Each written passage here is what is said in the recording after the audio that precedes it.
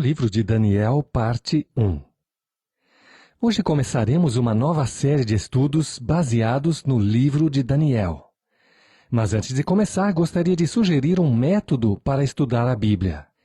Eu creio que um dos melhores métodos para estudarmos a Bíblia é seguir a forma que Deus a escreveu. E como Deus escreveu a Bíblia? Bem, Ele a escreveu em livros, um livro por vez. É verdade que os 66 livros formam uma parte vital e integral de toda a palavra de Deus. No entanto, cada livro da Bíblia tem sua individualidade, tem sua própria mensagem. Eu gostaria de sugerir para você que leia os 12 capítulos do livro de Daniel de uma só vez, pelo menos uma vez por dia. Isso será, sem dúvida, uma grande bênção e uma grande ajuda para aqueles que estudam a Bíblia. Vamos então para o livro de Daniel. Eu quero apresentar alguns pontos como introdução que serão de ajuda para você. Primeiro, deixe-me lembrar que a Bíblia é a palavra de Deus. Todos os adjetivos e superlativos de todas as línguas da terra se tornam pequenos e insuficientes para descrever o livro dos livros.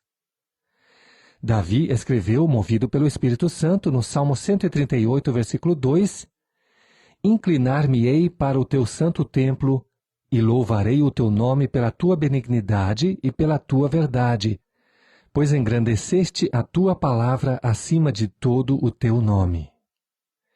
Se alguma coisa pode ser maior do que o nome de Deus, é a preciosa palavra de Deus ao homem. Se a palavra de Deus não é verdade, o nome dele é insignificante. Destacando-se entre os livros do Antigo Testamento está o livro de Daniel. Alguns críticos têm feito deste livro uma lenda. Embora alguns destes homens tenham um conhecimento profundo da palavra, a grande maioria se opõe ao que é sobrenatural, incluindo o fato de que a Bíblia é um livro sobrenatural e divinamente inspirado. Um desses críticos disse que o livro de Daniel foi escrito depois dos acontecimentos narrados nele, e em seguida foi colocado sob a forma de profecia para torná-lo mais interessante. Outro crítico disse que o livro de Daniel pertence à época dos Macabeus. Mas eles estão errados e creio que são dignos de pena quando insensatamente desviam-se da luz divina que torna claros os planos futuros de Deus. O Antigo Testamento, ou o cânon hebraico, chegou até nós dividido em 3 partes. A primeira é o Pentateuco, chamado de o Livro da Lei ou a Torá, que inclui os 5 primeiros livros da Bíblia. É chamado assim porque enfatiza as leis que controlavam as instituições religiosas e civis da vida nacional de Israel. Em segundo lugar estão os profetas. Os primeiros profetas, Josué, Juízes, Samuel e Reis, e os profetas posteriores, com 3 profetas maiores, Isaías, Jeremias e Ezequiel, e os 12 profetas menores, Oséias, Joel, Amós, Obadias, Jonas, Miqueias, Naum, Abacuque, Sofonias, Ageu, Zacarias e Malaquias. Esta segunda divisão é chamada de profetas, pois acreditava-se que os homens que escreveram estes livros tiveram o mandato de profeta. Em terceiro lugar está o grupo de livros chamado de escritos, compreendendo os livros poéticos, Jó, Salmos, Provérbios, os rolos, que incluem Rute, Ester, Eclesiastes, Cântico dos Cânticos e Lamentações, e finalmente os livros históricos, Crônicas, Esdras, Neemias e Daniel. Você ficou surpreso ao ver que eu coloquei o livro de Daniel entre os livros históricos e não proféticos? Sem dúvida, existem boas razões para isso. Uma delas é o fato de que Daniel era um estadista e não um profeta oficial. E o livro que leva o seu nome não é totalmente profético, mas mais histórico-profético. Se dissermos que Daniel é histórico, estamos certos. E se dissermos que é um livro profético, também estamos certos. Daniel é tanto histórico como profético, e o conteúdo do livro de Daniel vai revelar isso. Em Mateus 24:15, o Senhor Jesus se referiu a ele como o profeta Daniel, e colocou o seu selo de aprovação tanto sobre o homem Daniel como sobre a sua mensagem. Embora Daniel nunca tenha dito ser um profeta, nem tampouco o Antigo Testamento diz que ele era um profeta, o livro é apocalíptico ou profético. O livro de Daniel é um poderoso tônico para a fé na absoluta soberania de Deus sobre toda a terra. Duas expressões importantes neste livro revelam esta verdade preciosa. A primeira está no capítulo 2, versículo 28. Mas há um Deus no céu. No capítulo 2, a expressão "o Deus do céu" é repetida 5 vezes. Ela é encontrada nos versículos 18, 19, 28, 37 e 44. Ainda no mesmo capítulo, Deus é chamado de o grande Deus e o Deus dos deuses. E mais adiante, no capítulo 4, versículo 37, ele é chamado de o Rei do Céu. A segunda expressão está no capítulo 4, versículos 24 e 32, o Altíssimo. Ambas as verdades são destacadas quando Daniel falou com Nabucodonosor, no capítulo 2, versículo 37, e disse: Tu, ó Rei, és reis de reis, a quem o Deus do céu tem dado o reino, o poder, a força e a glória. O tema central nestas duas expressões é que o Deus da Bíblia, que é o Deus dos cristãos, é soberano sobre todos os assuntos dos homens e das nações. O capítulo 2, versículo 21 diz: E ele muda os tempos e as estações. Ele remove os reis e estabelece os reis. Ele dá sabedoria aos sábios e conhecimento aos entendidos. E em seguida, no capítulo 4, versículo 17, lemos: A fim de que conheçam os viventes que o Altíssimo tem domínio sobre o reino dos homens, e o dá a quem quer, e até ao mais humilde dos homens constitui sobre ele. Outra coisa interessante no livro de Daniel é o número de vezes que o nome de Deus é repetido, especialmente a expressão o Altíssimo. Você já percebeu que esta expressão aparece 13 vezes? Quando você ler o livro de Daniel, sublinhe o nome de Deus no capítulo 3, versículo 26, capítulo 4, versículos 2, 17, 24, 25, 32 e 34, no capítulo 5, versículos 18 e 21, e no capítulo 7, versículos 18, 22, 25 e 27. A primeira vez em que o nome O Altíssimo aparece na Bíblia está relacionado a um incidente na vida de Abraão. Talvez você se lembre que o sobrinho de Abraão, Ló, havia sido levado cativo por algumas tribos inimigas. Quando Abraão soube do incidente, imediatamente perseguiu os invasores, resgatou Ló e recuperou seus pertences. Quando o rei de Sodoma tentou fazer um acordo com Abraão, oferecendo bens materiais e sugerindo a Abraão que lhe permitisse manter os cativos, Abraão disse em Gênesis 14, 22 e 23, Levantei minha mão ao Senhor, o Deus Altíssimo, o possuidor dos céus e da terra, jurando que desde um fio até a correia de um sapato, não tomarei coisa alguma de tudo o que é teu, para que não digas, eu enriqueci a Abrão. Este nome, Senhor, o Deus Altíssimo, é a tradução do nome hebraico El Elyon, que significa o possuidor dos céus e da terra. Este é o nome que Deus usa quando ele declara o seu direito de posse sobre sua criação no livro de Daniel. Ele é chamado de o Deus do céu, mas ao mesmo tempo é o Deus Altíssimo, o possuidor dos céus e da terra. Apesar de seu povo terreno, Israel, estar no cativeiro e não haver palavras para eles da parte de Deus, Deus quer que todos os homens na terra saibam que Ele governa soberanamente sobre tudo. O livro de Daniel foi, sem dúvida, escrito pelo próprio Daniel. Ele foi o único que recebeu as revelações, e ele fala na primeira pessoa. Apesar do livro estar dividido em 2 partes, a histórica, capítulos 1 a 6, e a profética, capítulos 7 a 12, todo o livro é obra de um só escritor. Existe uma unidade literária, como veremos ao estudar o livro. É verdade que o livro está escrito em duas línguas, hebraico e aramaico. Embora seja difícil determinar com precisão por que essas duas línguas foram usadas, o fato de ter sido escrito em duas línguas não indica de modo algum que o livro tenha sido escrito por mais de um autor. Daniel o fez assim por inspiração do Espírito Santo. O livro de Daniel não é uma lenda nem uma falsificação, mas consiste de uma história exata e de profecias divinas. Os argumentos contra Daniel ser o escritor deste livro são grotescos. Se a referência do nosso Senhor Jesus Cristo em relação ao livro de Daniel fossem as únicas declarações, isso já seria o suficiente e não haveria mais necessidade de dizer qualquer coisa a respeito.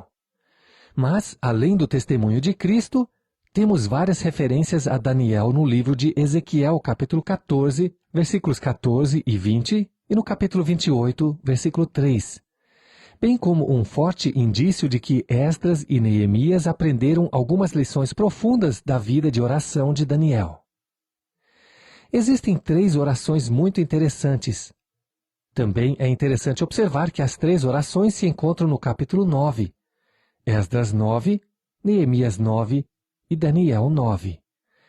Todo aquele que nega a autoridade divina e a autenticidade do livro de Daniel lança dúvidas sobre a integridade do nosso Senhor Jesus Cristo. Em Mateus 24:15 e Marcos 13:14, o próprio Jesus disse que Daniel escreveu este livro. Durante anos, o livro de Daniel foi alvo de um dos ataques mais arrogantes na história do movimento antibíblico.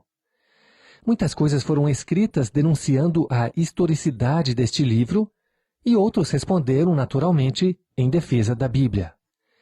De 1899 a 1917, um famoso alemão escavou as ruínas da Babilônia e provou que Nabucodonosor foi responsável pela grandeza da cidade, assim como diz o livro de Daniel no capítulo 4, versículo 30. Este alemão encontrou nas ruínas do palácio de Nabucodonosor um espaço dedicado a banquetes, de 17 metros de largura e 52 metros de comprimento, com um lugar à frente da entrada principal, dedicado ao trono real. Este certamente era o lugar onde Belsazzar se assentava nas festas, e podemos ver isso em Daniel capítulo 5. Os livros de Juízes, Reis e Crônicas registram a triste história das muitas derrotas de Israel. O primeiro capítulo do livro de Daniel resume essa parte da revelação de Deus sobre a queda da nação nas mãos dos babilônios. O cativeiro de Judá foi o juízo de Deus, mas em nenhum sentido foi uma demonstração de um capricho por parte de Deus. Para escapar da força do cumprimento das notáveis profecias de Daniel, foi dito que o livro foi escrito muito tempo depois da data declarada. Daniel predisse a queda da Babilônia, a ascensão do Império Medo-Persa, as conquistas de Alexandre o Grande, os eventos de destaque no longo período que se seguiu à morte de Alexandre, até o início do Império Romano. Ele previu a vinda de Cristo e marcou o tempo da crucificação de Nosso Senhor. Críticos dizem, por exemplo, que instrumentos musicais gregos foram citados no livro de Daniel, vários séculos antes do Império Grego existir. Os registros babilônicos, no entanto, respondem a essa crítica, mostrando que já no tempo de Nabucodonosor, artesãos e soldados gregos trabalhavam na Babilônia. Um dos exemplos mais marcantes da derrota dos opositores da Palavra de Deus se encontra no 5º capítulo de Daniel. Daniel diz que Belsazzar, o rei da Babilônia, foi assassinado na noite da queda da cidade. Alguns historiadores seculares, no entanto, diziam que o último rei da Babilônia foi Nabonido, e diziam que ele não estava presente na captura da cidade e que não tinha sido morto, mas sim capturado e tratado amigavelmente, vivendo sua aposentadoria como um cidadão comum. Isso, dizem os críticos, é um caso claro de um erro na Bíblia. Ninguém, então, sabia como conciliar os dois registros, até que um dia um homem chamado Henry Rawlinson encontrou uma inscrição e um rolo no Vale do Eufrates que continha os fatos necessários para resolver o problema. Havia 2 reis na Babilônia durante os últimos anos da vida de Daniel, o pai e o filho. Nabonido, que vivia em uma fortaleza fora da cidade, fez de seu filho Belsazar um corregente e lhe permitiu usar o título real. Belsazar, é claro, foi morto ao defender a cidade, mas Nabonido foi poupado. Portanto, os detalhes aparentemente insignificantes de Daniel 5, versículos 7 e 29, quando o rei disse, depois da interpretação do seu sonho, que Daniel seria o 3º governante no reino, foi satisfatoriamente explicado. Precisamos de algum conhecimento do livro de Daniel se quisermos entender os acontecimentos futuros, bem como outras profecias bíblicas. Este livro também é essencial para a compreensão e interpretação do livro de Apocalipse. Todo o transcorrer dos tempos dos gentios, mencionado por Jesus em Lucas 21, 24, foi dramaticamente revelado nesta notável previsão profética. A ascensão e a queda das nações gentílicas estavam dentro da vontade permissiva de Deus. Seja qual for o tempo que resta até a vinda de Jesus Cristo, muitas nações vão surgir e cair. Este mundo está caminhando para o grande evento em que os reinos deste mundo darão lugar ao reino de nosso Senhor, que reinará para sempre. O livro se refere principalmente ao homem Daniel e à sua mensagem. Daniel mesmo se destaca de forma singular entre os grandes personagens da Bíblia. Daniel foi um homem muito sábio. Foi exposto a tentações da carne e teve oportunidade para ceder, mas decidiu permanecer puro e humilde. Possivelmente isto pode ser atribuído ao fato de que Daniel nasceu e cresceu durante o grande avivamento espiritual sob o reinado do bom e piedoso rei Josias. Os ensinamentos que ele recebeu durante seus anos de formação permaneceram com ele durante toda a sua vida. Daniel desfrutou das bênçãos e dos benefícios de uma educação piedosa em sua juventude. A história da Igreja cristã revela que muitas das melhores obras da Igreja foram feitas por aqueles que se converteram a Cristo durante avivamentos espirituais.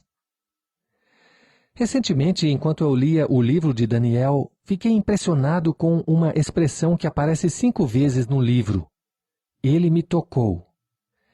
Aparece no capítulo 8, versículo 18, capítulo 9, versículo 21 e capítulo 10, versículos 10, 16 e 18. Que tema para um sermão ou um estudo bíblico, não é mesmo? O toque do Altíssimo. Aqui podemos aprender o segredo da grandeza de Daniel. O toque de Deus. Nada melhor do que recomendar aos jovens de hoje um estudo sobre a vida de Daniel. Ele foi um homem verdadeiramente importante porque Deus o tocou. E por isso Daniel foi um homem de percepção, um homem de propósitos, princípios, oração, pureza e de poder.